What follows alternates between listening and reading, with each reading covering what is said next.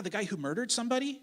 Yeah, try again. Like, I don't know. Like, I'm David.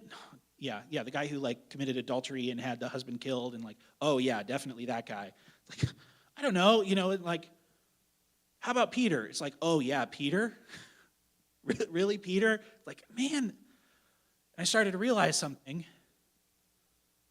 All the best role models in the Bible are not great role models. It's almost like they were all just ordinary people like you and me.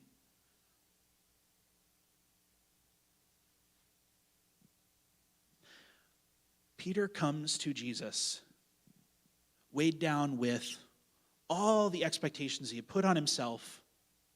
All of that comes crumbling down in one night. He is utterly, disgusted with his own behavior, with his own choices, heaped with shame and guilt.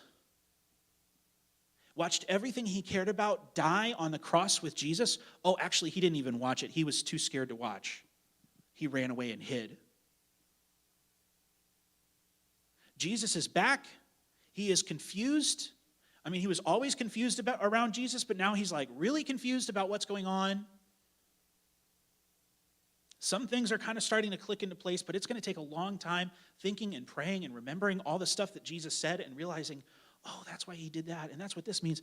Before this stuff gets written down, there's a lot of time spent with these people who witnessed it firsthand, talking about it and thinking about it and praying about it and remembering, oh, he was quoting that passage from Isaiah, and that's what he meant, and all this time, and all this stuff comes clicking together. That hasn't happened yet. Peter is as confused as ever, as ashamed of himself as ever, at absolute rock bottom, goes fishing just to have something to do, maybe to take his mind off of it, or maybe to have some time to think. I don't know, but he goes fishing. And it's if he wasn't feeling crummy enough, has the second worst night of fishing he's ever had, tied with the first because he also didn't catch anything that time. Even when Jesus appears and he's all excited and he jumps in the water, he gets there and there's the charcoal fire. Takes him right back to that night. And now he's standing face to face with Jesus, walking along the beach. And what is Jesus going to say? And all Jesus has to say is, hey, I know, but do you love me? I don't know, Jesus. You tell me if I love you. You saw what I did. Hey, feed my sheep. Hey, do you love me? Almost like he's not asking, how do you feel about me, but more like, what are you going to do? What are you going to choose? Are you going to leave too? It's well, no, you have the words of eternal life. Okay, so will you love me? Yeah, you know that I love you. Okay. Feed my sheep. I know all that anxiety, all this fear that you're bringing with you.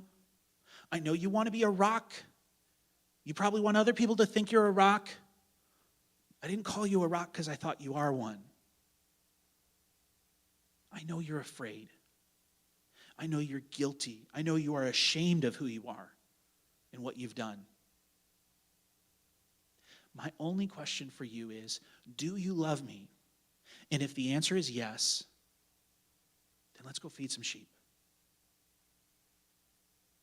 Let me pray for you.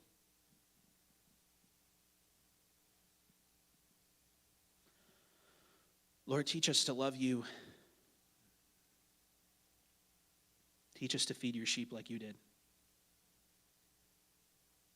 Teach us to love you and to love one another.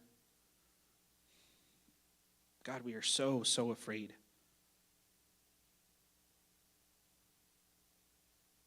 God, we have so much insecurity, so much fear that drives us and motivates us, so much anxiety about things that could happen, about the way people will see us.